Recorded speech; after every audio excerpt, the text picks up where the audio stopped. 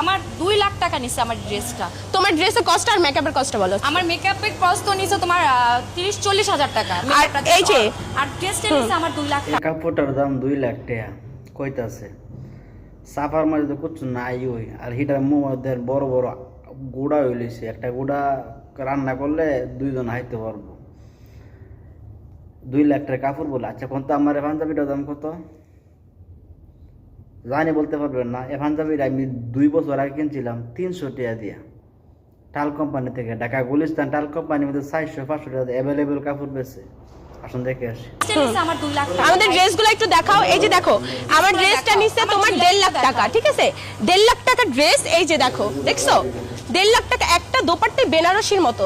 আর দেখছিনি ভাই, একটা কাপড়ের দাম 2 লাখ, একটা কাপড়ের দাম 1.5 লাখ, আর মুখের মধ্যে গোড়া অভাব নেই।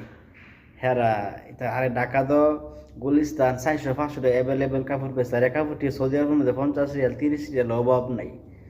2 লাখ টাকা কাপড় বলে হাইতে না হুইনি মাটা দাও। এইগুলো আমাদের মেকআপ, আমি আজকে মেকআপটা করছি 40,000, ওটা মেবি 50 নিছে।